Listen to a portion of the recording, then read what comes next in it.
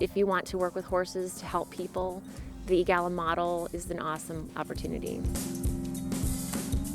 Equine therapy, I believe, is an important therapeutic tool.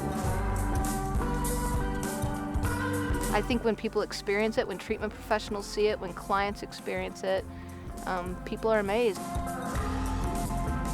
You know, the thing that I would stress with mental health professionals is the power behind this kind of therapy in bringing up the issues as quickly as they do. I think 2 or 3 of the people that I interviewed said to me, if it wasn't for this experience, I wouldn't have been alive. I would have tried to commit suicide again.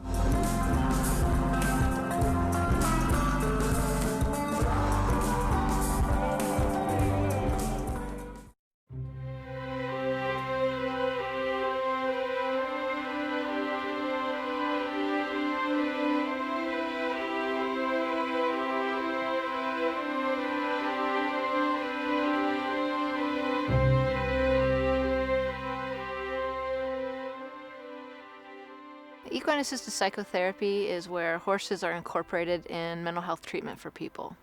EGALA is the Equine-Assisted Growth and Learning Association. Through that, we provide resources and education and support for professionals who do equine-assisted psychotherapy. EGALA is dedicated to educating and training professionals, both equine specialists and mental health professionals, in providing the service of equine-assisted psychotherapy. If you guys want to turn, you can see that there's a small jump in the middle of the arena, and that will be your obstacle. And the object is to get your values to go across your obstacle. Have you got an obstacle that you would like for the team to work on today? Yeah, I'd like to work on thorough, honest communication. Okay.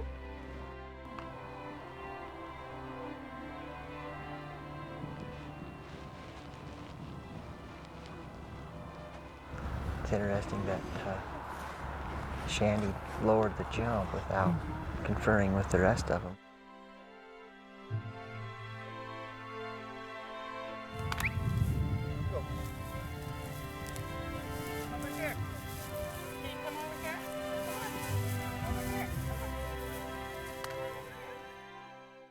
Give us some feedback about this experience.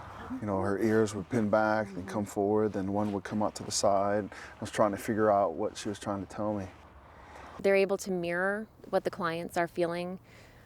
They're able to react to the clients, and that gives us a lot of information.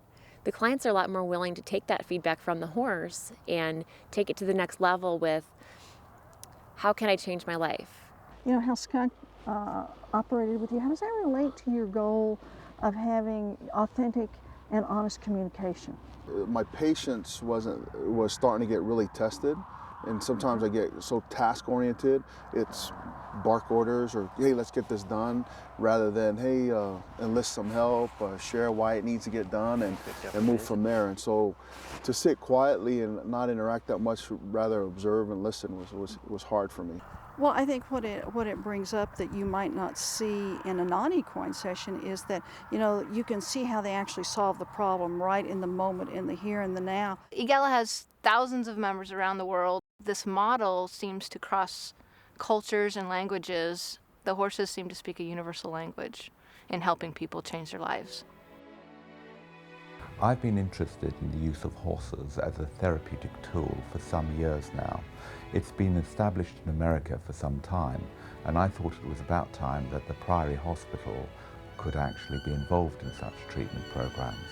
I've been looking at the use of horses in therapy for a long time now, probably the last 10 years, and EGALA to me is kind of the model that I think is going to be most useful for working with horses. I think the EGALA model is particularly useful in terms of structure. It also gives us a clear safety profile, having 2 therapists in the menage at the same time, one focused on the horses and the other one focused on the therapy side with the patients, can be particularly useful. I think people with mental health problems sometimes they're so unwell that, you know, even sitting in a therapy room, it's really hard to really get to what's going on for them. And when they're with the horses, you know, the horses are galloping around, everything's so alive that they really suddenly realise and become more aware of what they're doing in themselves. I think they generally feel really positive, which a lot of therapies, I'm not sure people do feel that positive about. You can't force a horse to do anything it doesn't want to do, so it's about negotiation. And to me that seemed to be particularly useful when talking about addiction. A lot of what we're doing with the activities is just creating a representation of what's happening in their lives, and then they have a chance to go through it, work with the horses, and learn patterns and beliefs that are coming up for them currently, and then find new ways that are going to work better for them in their lives.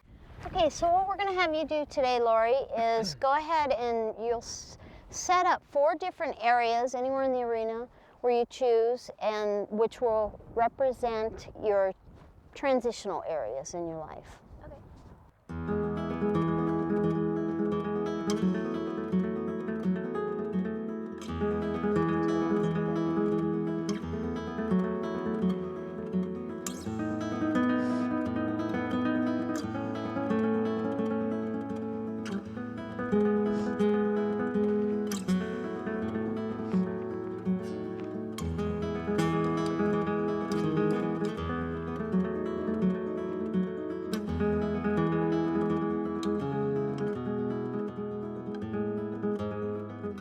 When we think about equine-assisted psychotherapy, and for me as a mental health professional, and the value of that, when you think about metaphoric learning, that breaks through a lot of the defenses that would normally be there otherwise if a person is sitting in the office and talking.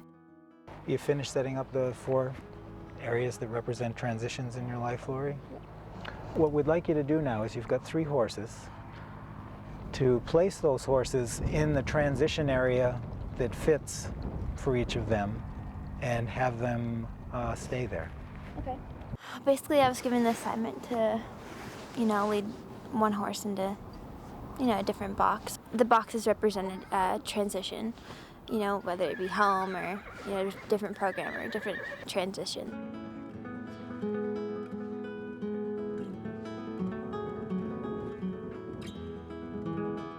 We believe that our clients have the best solutions for themselves.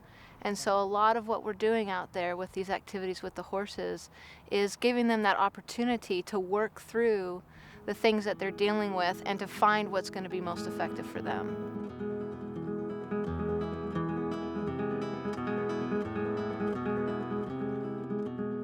In the session, I was back, he was standing up, and he was lending out a lot of trust. And with my dad, I've lost a lot of his trust, and it's kind of like gaining that back, which is just like with my dad, I have to gain that back.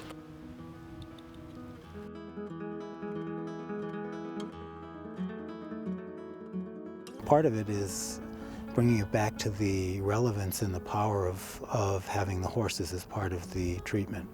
Because she identified relationships as an issue in her life and needing to develop trust. Again, we could sit in the office and talk about that, but what was so powerful is with the first horse she was working with, we got to see that she tried several different approaches to try and convince him to get into that first transition box that she had built. So many things come up that are relevant even in the first 2 minutes. Don't let them distract you. They're distracting me. Don't let them distract you. Lori, why don't you start off by just telling us what happened out there for you? Okay. At first I was kind of unsure myself of what to do, and I just kind of pieced it together not to overcomplicate it and just relax, and I didn't let the other horses distract me from what I was doing. In my past, I've had a ton of distractions. I've had negative friends, I've had drugs that have, come into my path, and just losing my whole sight of my goals and my future, and my whole hopes for myself just go down the drain due to distractions. You've identified issues about trust and boundaries and distractions, and those are things we can continue to work on. Thank you. EGALA is there to help raise the standard and really help professionals who do this work to provide the best services we can provide. The EGALA method is a highly professional, organized structure. I enjoy the opportunity of just kind of, leaving it open for them to be able to direct the process wherever they need to be.